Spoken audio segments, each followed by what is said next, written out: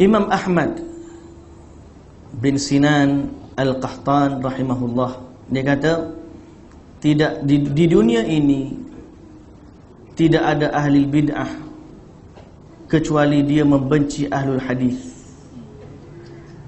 Apabila seorang menjadi ahli bid'ah, maka dicabutlah manisnya hadis dari hatinya. Sebab apa? Kan saya dah kata tadi, apabila orang belajar hadis, secara otomatik dia tak suka bid'ah. Jadi bila orang suka bid'ah, dia tak akan suka hadis. Bila kita kata semoklah hadis, dia akan mempertahankan supaya jangan semok. Betul. Bila kita cuba nak baca hadis Nabi SAW, dia akan bagi macam-macam label. Dia tak kata dia tak suka kepada hadis Nabi. Tidak. Sebab mana orang Islam tak suka kepada hadis Nabi? Tetapi perbuatan yang ada akan menatijahkan hadis ditinggalkan. Hadis ditinggalkan. Imam Abu Hatim Al-Hanzali Ar-Razi, dia berkata apa?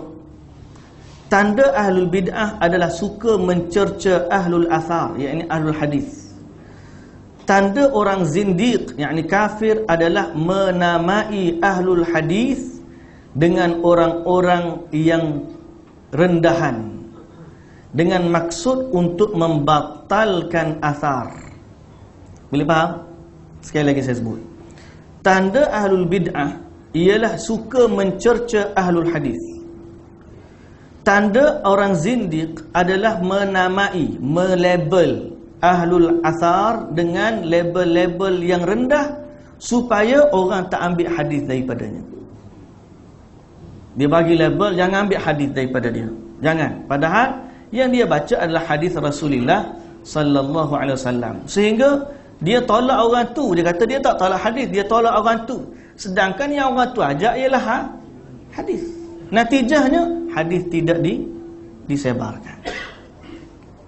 Sebab memang tak ada orang akan kata dia benci kepada hadis.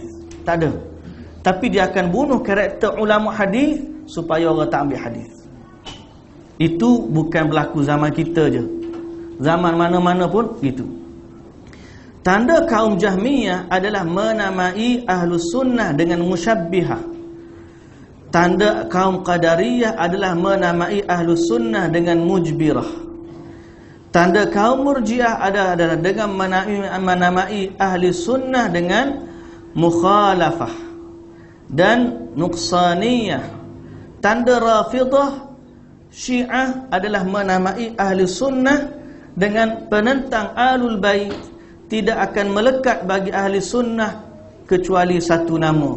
Mustahil semua nama yang dituduhkan oleh ahlul bid'ah itu bersatu dalam ahli sunnah. Musuh mereka tu sama, cuma nama lain-lain. Ahli sunnah ni dimusuhi oleh semua amal ajaran sesat. Syiah memusuhi dia. Kita kata Qadariyah memusuhi dia. Murji'ah memusuhi dia. Sebab mereka nak memperkenalkan sunnah Nabi. Itu je. Nak memperkenalkan sunnah Nabi. Hak tu pun macam-macam sudah di label. Cuma label tu akan bertentang. Hak ni label dia lain, hak tu label dia lain, hak ni label dia lain. Yang penting menunjukkan permusuhan. Sehingga dia kata, Imam Abu Hatim Ar-Razi kata, mustahil sebenarnya satu nama Ahlus Sunnah tu melekat dengan satu nama.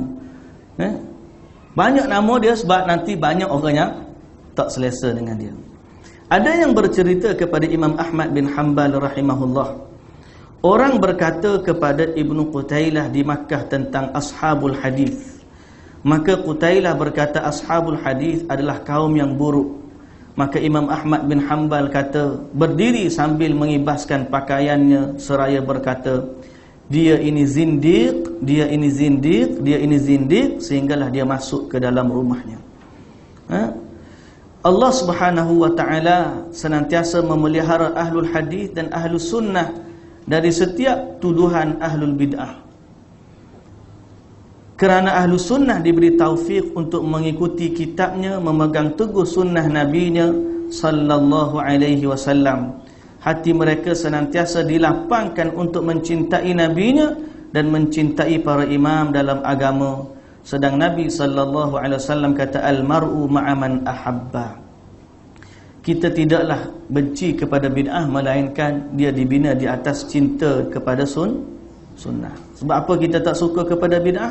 Sebab kita sayang kepada sunnah. Siapa yang sayang kepada sunnah, secara automatik dia akan tak suka kepada bid'ah.